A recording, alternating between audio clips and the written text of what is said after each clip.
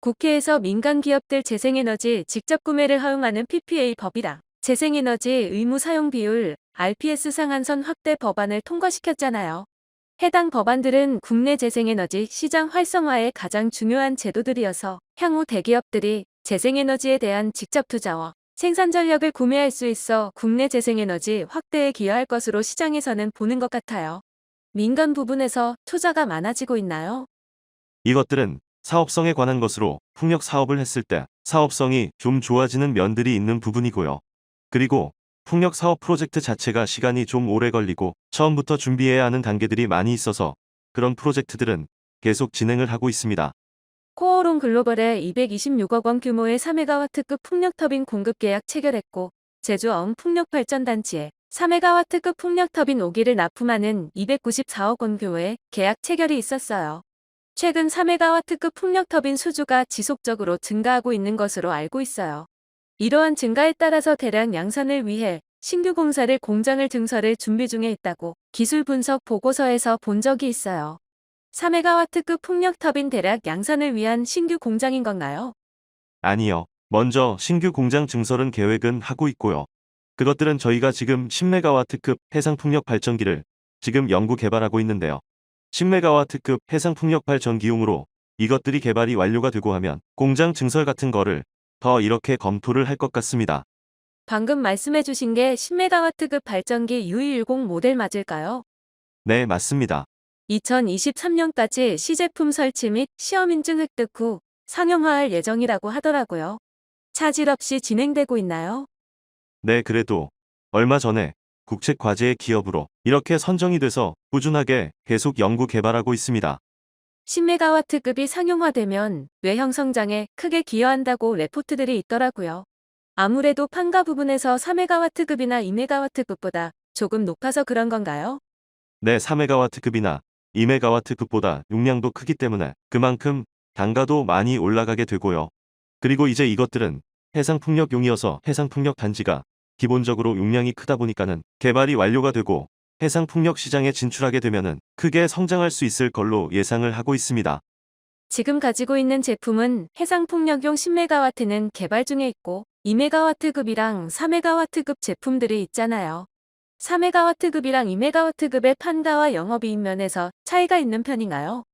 대부분 4메가와트급으로 지금 제작을 하고 그걸로 영업을 하고 있습니다. 4메가와트급이 그래도 가격적인 면이나 수익성 면에서 좀 더 나아요. 오마산 풍력단지라든지 영광약수 해상풍력 코오롱 글로벌 강원도 풍력단지가 올해 하반기에 준공되면서 매출에 반영될 거라고 해요. 영광 지역이랑 강원도 풍력단지는 올해 하반기 준공돼서 매출에 반영이 되는 건가요? 네, 먼저 반영이 될 예정입니다. 유니슨의 리드타임은 보통 어느 정도인가요?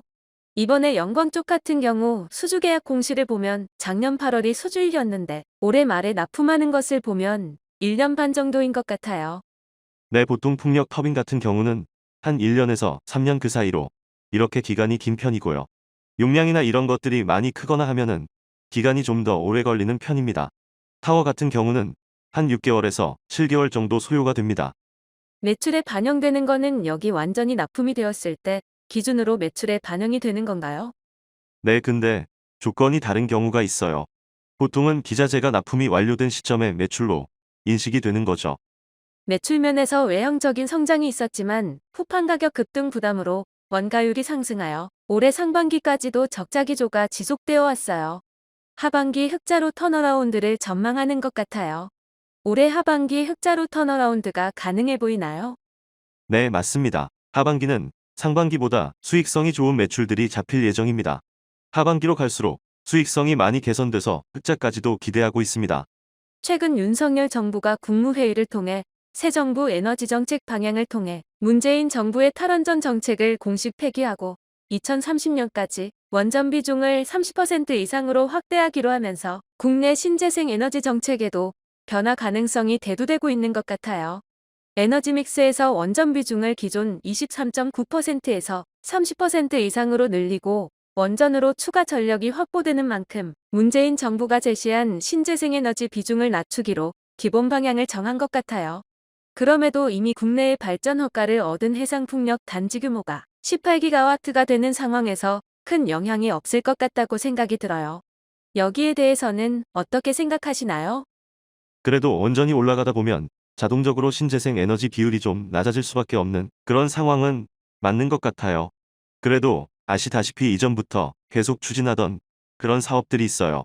그런 것들은 바로 이렇게 취소를 하거나 캔슬이 나거나 하는 경우는 거의 없거든요.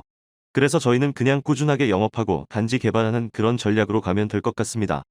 아무래도 이미 지금까지 나왔던 단지 개발 계획들이 있어서 그렇게 크게 영향은 없을 것 같아요. 네, 맞아요. 줄일 수 있다는 거지 그거에 대해서 신재생 에너지를 취소를 하거나 안 할 수는 없는 상황이에요. 영향은 있겠지만 그래도 트렌드 자체는 신재생 쪽이 많이 중요한 상황인 것 같습니다.